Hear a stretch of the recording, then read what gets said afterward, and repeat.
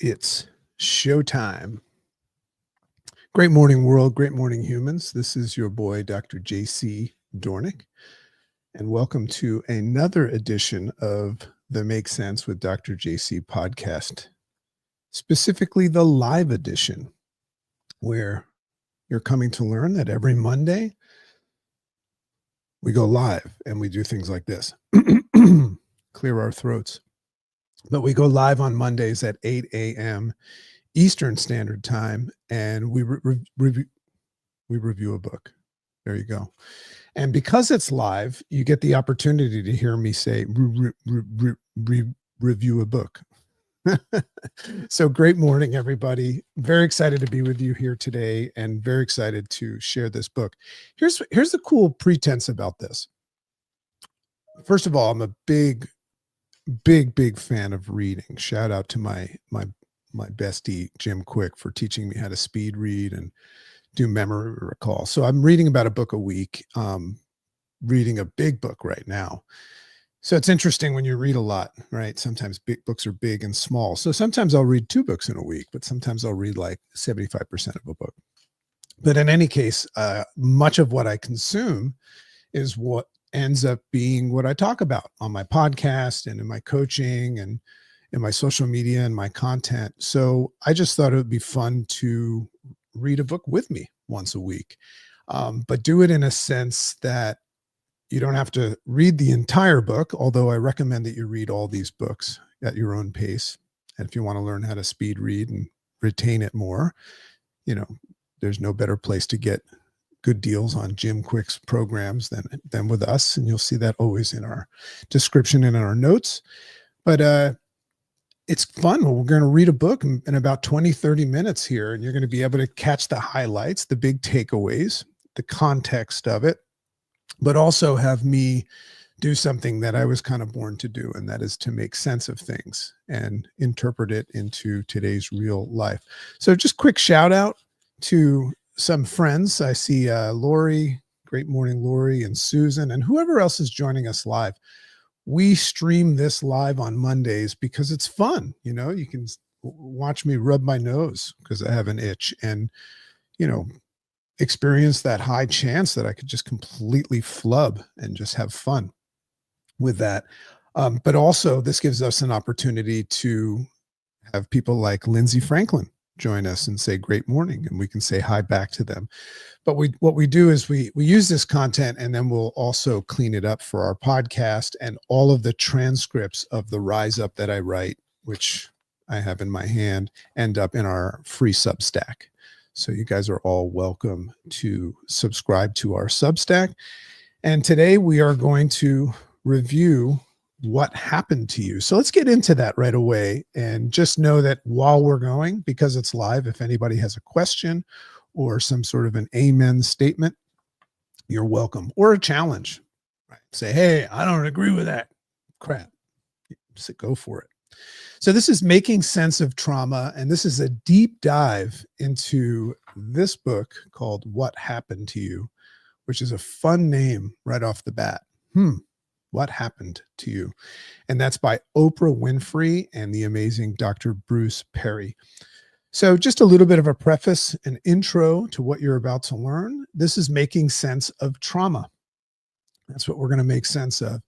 And that's not just the theme of today's episode, Making Sense of Trauma. It's actually a challenge that we all face every day, don't we? So trauma is one of those invisible forces shaping our thoughts, behaviors, and responses, which is very, very big part of what we're teaching in the Make Sense Academy, our sponsor. And that's a place that you can go and do the work, right? But we teach everybody this thing called the interface response system, which is all about changing the way you look at things, so the things that you look at change, and creating healthier responses. So trauma, this is a big part of it. It's one of those invisible forces shaping our thoughts, behaviors, and responses in ways that we very often don't recognize, meaning they're in our blind spot. So in this book, What Happened to You, which is just a delicious book, Oprah Winfrey and Dr. Bruce Perry, what an amazing team they are, pull back the curtain on the neuroscience behind trauma, the actual data Because if you're dealing with something that is like coming from a blind spot, there's a good chance you really don't know what it is. How many times have you said or somebody else said, I'm trying to heal my unresolved childhood trauma? I mean, that's like a trend now. It's like a nice bag that people carry around. It's kind of in the same realm of people saying, I just got to get out of my own way. So in today's discussion, we're going to make sense of how our past experiences, especially the ones that we didn't consciously choose, victim, are still influencing our present reality today. And that's the big takeaway today, is that we talk about this idea of changing the way we look at things so that the things that we look at change. But I'm going to expose to you today that the way that you look at things is not necessarily being decided by you, as opposed to being part of your regularly scheduled program. Try to say that 3 times fast: regularly scheduled program. So more importantly, we're going to talk about how we can change that influence that it's had on you. So I want to just take this moment and welcome everybody to the Make Sense with Dr. JC podcast. This podcast, as a reminder, covers topics that expand human consciousness and performance. On the Make Sense podcast, we acknowledge that it's who you are that determines how well what you do works. Thank you, Larry Markson. And that perception of how we look at things, it's subjective and it's an acquired taste.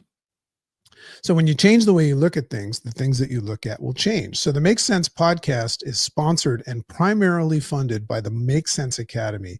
And that's our flagship private community in where people are just open and curious. We're moving into this open and curious place where people in our community are seeking growth and expansion, and apply the Make Sense principles like the interface response system to move forward and stop simply going through life and start growing through life. So I want to welcome you to the uprising of the sleepwalking masses. So check out the Make Sense Academy, risk-free, for less than you probably spend today on stuff that you don't even need per month, right? That's what it costs to be in the Make Sense Academy. And it's less than what you'll spend today on shit that you don't need. So I want to welcome everybody to the uprising of the sleepwalking masses. Welcome to the Make Sense with Dr. JC podcast. Welcome, welcome. Great morning. So let's talk a little bit about the authors. These are pretty amazing people. So first of all, Oprah Winfrey, in case you've never heard of her, she's a global media icon, amazing story. She's also a philanthropist, an advocate of personal growth. She's very, very into personal growth. She often has, I think she just recently had Mel Robbins on there. By the way, as a side note, just part of the live edition of this show, at 1:00 p.m. today, I'll be interviewing for this podcast. I just had an amazing interview with Dr.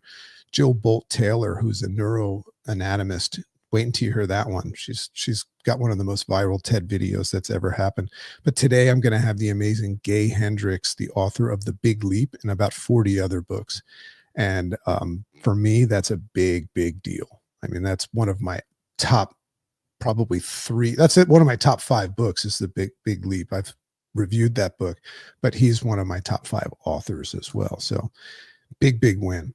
So Oprah Winfrey, a global media icon, philanthropist, and advocate of personal growth, has spent decades using her platform to explore human potential, healing, and transformation.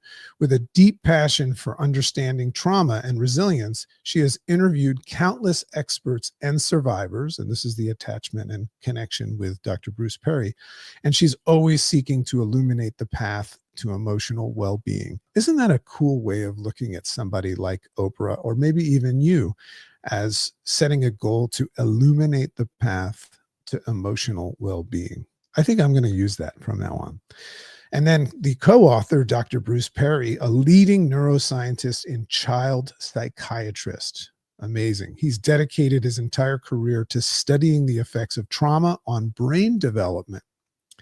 So this is the big connection right here. It's one thing to have unresolved childhood trauma, but Dr. Perry brings to the table that it's not just something that's affecting your thoughts and your emotions. It's actually something that has settled in and wired in as part of your brain development. That's huge. So as the senior fellow of the Child Trauma Academy, Go check that out. His groundbreaking research has reshaped the way that we understand stress, adversity, and healing, particularly with children, which we all were, and some of us probably should be a little bit more childlike, and some of us are too much. There's another interesting topic. So Oprah Winfrey and Bruce Perry, might want to know how they met. They first met about 30 years ago when Dr. Perry was on the faculty of the University of Chicago, and the Oprah Winfrey Show was in its early stages at this time. After Winfrey publicly shared her experiences with sexual abuse, I mean, what a story. That's one thing you'll get from this book is Oprah's whole childhood story, in case you've never heard it. She was then introduced naturally, part of her healing process and her fascination, to Dr. Perry, leading to an immediate friendship and connection between them. So their collaboration, when they wrote this book, What Happened to You, it emerged from a shared mission, and that was to shift the way that we view trauma. So remember, my interest, and in the Make Sense Academy, and one of the greatest talents and skill sets you could ever develop as a human being would be to learn how to change the way you look at things so that the things that you look at begin to change. That's how you can bend your reality and start having things go your way. If you're feeling as a victim right now, it has a lot to do with how you're looking at things. So I love this idea of how they came together and they wrote this book with the goal and intention of helping us change the way we view trauma. So that's very, very in alignment with me. Not as a personal failing, right, trauma, but as an imprint left on your brain by past experiences. Start thinking about that now as we go through the review, because the review doesn't take that long. Just think about your brain development and acknowledge that much of it is an imprint, right? Wired in imprint by past experiences. So what were your past experiences? Some of these things that you've tucked under the carpet and don't pay attention to, they're still wired in. And that might be why you get triggered emotionally and, choose those specific 4 thoughts that are part of the 40 to 70,000 that go through your head. And you go, this one, this one, and this one, right? That's all wired in. So blending Oprah's storytelling and personal reflections with Dr. Perry's scientific insights, they've created a book that not only explains how trauma shapes us, but offers a roadmap. That's what's really cool about this book, a roadmap for healing and self-awareness. So what's the book about? So let's get into this. What Happened to You is a conversation. It's really, that's what it sounds like. It's like them talking, but it's a conversation that blends Oprah's deeply personal insights from her childhood trauma with Dr. Perry's groundbreaking research in neuroscience and trauma. So the book is structured around the simple yet profound shift in perspective. There it is again. Instead of asking, so this would be the question shift. Instead of asking yourself, what's wrong with me? I think that's what a lot of people struggle with, is you identify yourself as someone that has something wrong with you.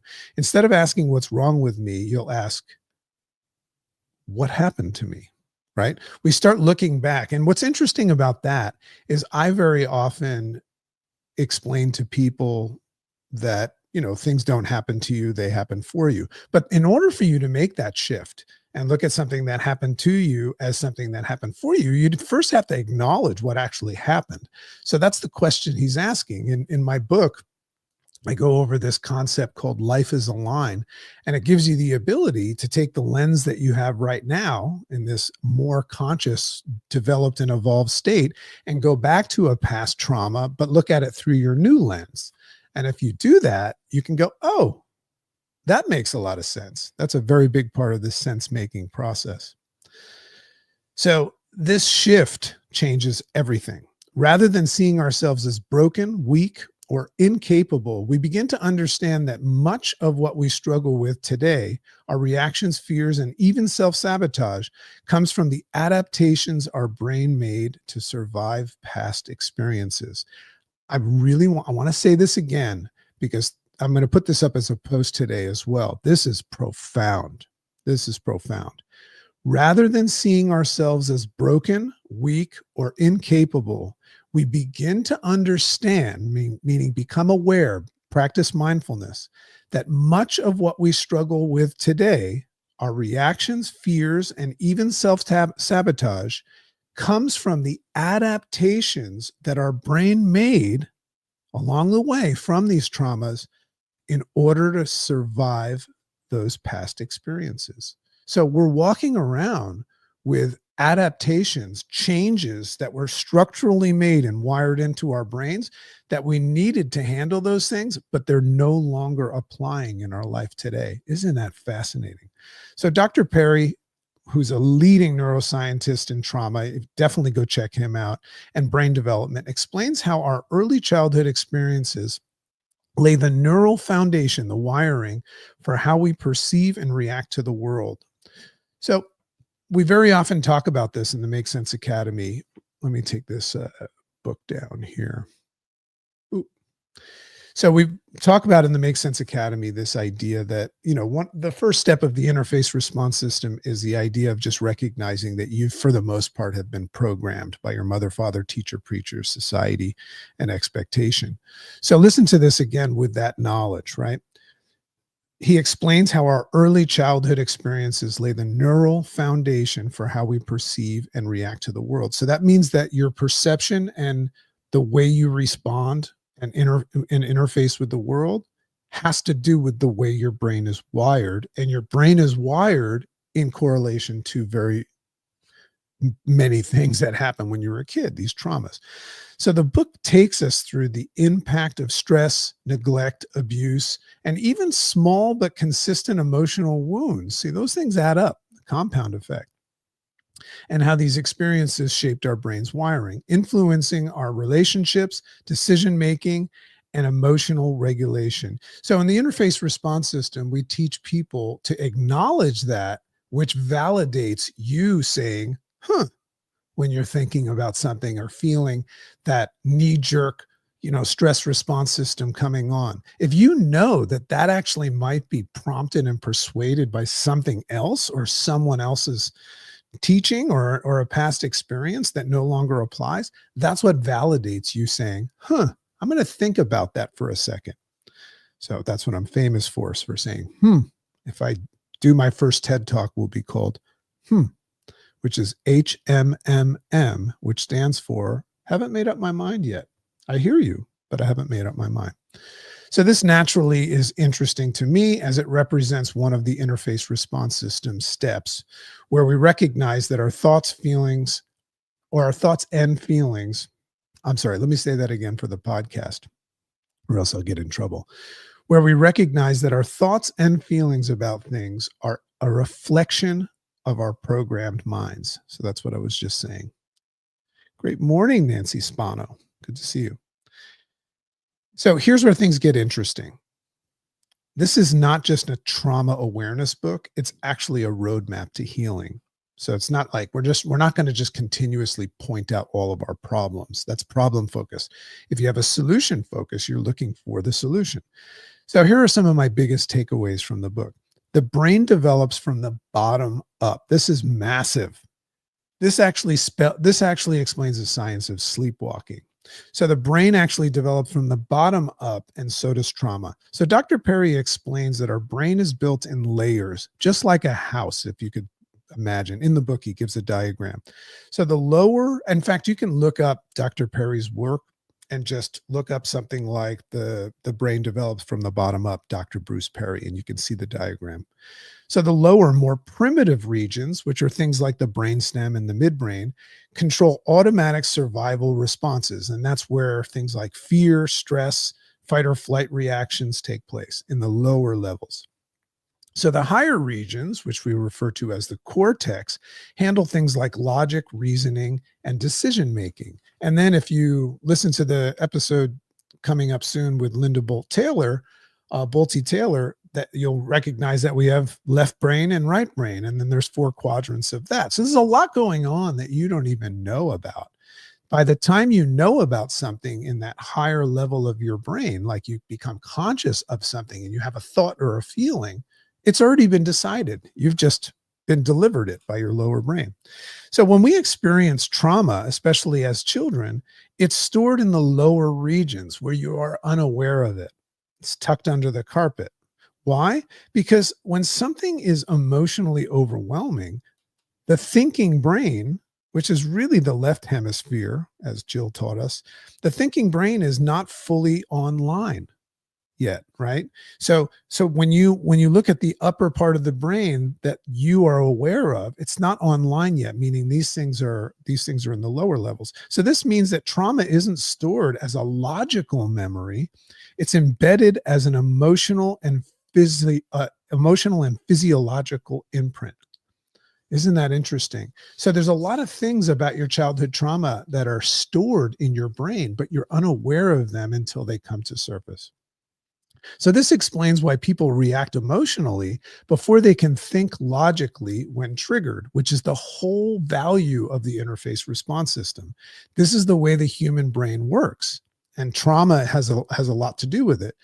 We actually think emotionally before logically. So the whole concept is recognizing that, right? Brain awareness perception. I'll share that in a second. And saying, there it is. Let me allow myself the space to think logically. Love that. This book was a big, big part of helping validate my interface response system. So their survival brain hijacks the system before the thinking brain even gets a vote. You don't even get a say in your thoughts and feelings unless you demand it. So second one, brain awareness perception is this concept. I've never heard anybody put it that way. In my interface response system, we just call it perceive. That's the first step. So let's correlate those two. So this is where it gets fascinating for those that are practicing the interface response system. And once again, if you want to do some serious personal growth and self-development, and then learn all of the skills, tools, and action steps to become successful, consider checking out the Make Sense Academy. It's the least expensive, most valuable personal growth experience you'll ever take. And we have an amazing community, and I see some of these people here.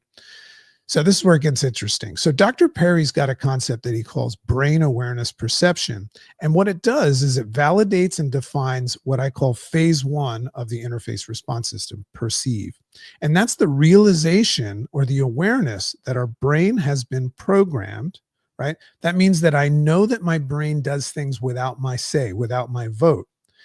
And that's been done by experiences that we didn't consciously choose. See, this is what's interesting about all of this stuff. These things are stored deep in the caverns of your mind where you're unaware of them. And the reason why they're tucked down there is because these are past traumas and experiences that you didn't choose. See, had you chose them, you'd be more aware of them.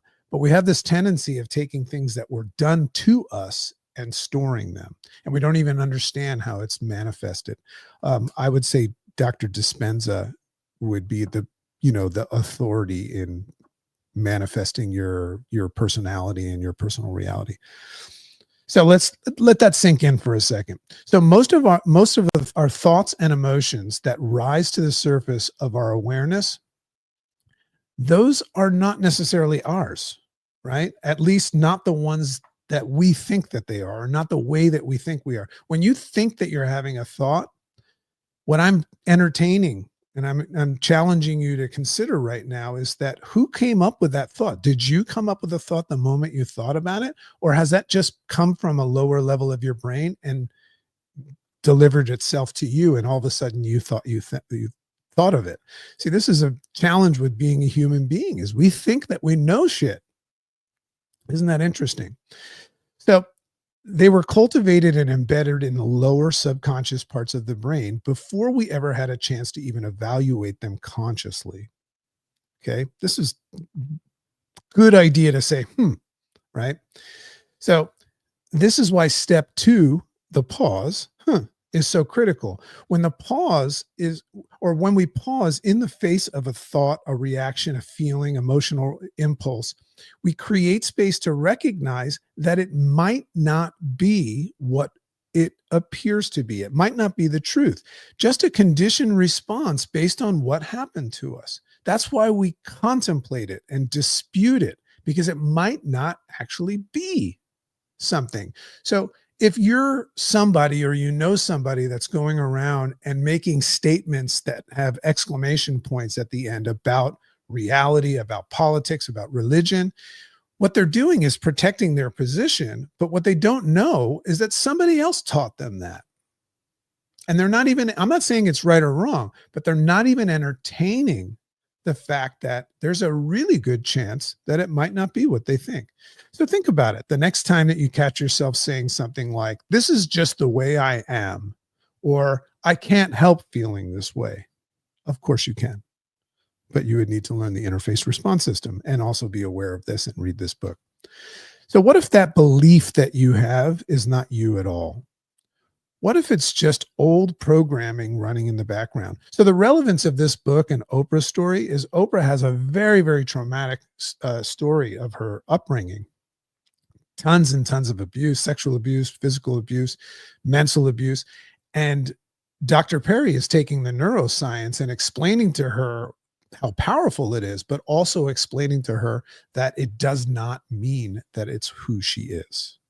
And he's empowering her. So this is exactly why we practice step 3 in the interface response system, which we call process, which is where we assess, right? We challenge and shift those automatic responses before deciding to move forward with them and have our response. So Dr. Perry's work scientifically proves the necessity of the interface response system. So enough about that, but it is pretty cool. So healing, here's my third takeaway. Healing happens in relationships, not in isolation. You guys know this, but I think you needed to hear this. And by the way, at the time that we're doing this recording right now, it's March.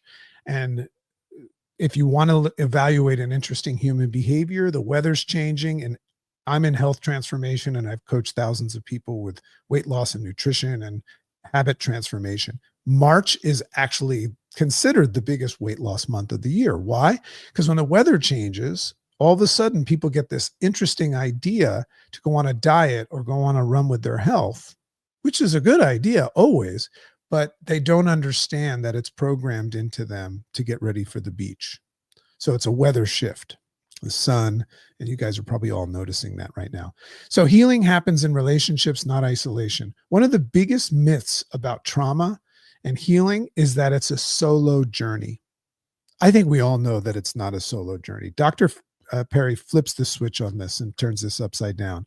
The brain actually develops in the context of relationships, which means healing must also happen in relationships. This is fascinating. If trauma is created from relationships, what he's saying is that healing must be created in relationships as well, not solo. He's basically saying you can't do it on your own. So connection, safe, supportive, and consistent relationships rewire the brain, creating new patterns that override old traumatic imprints. Isn't that true?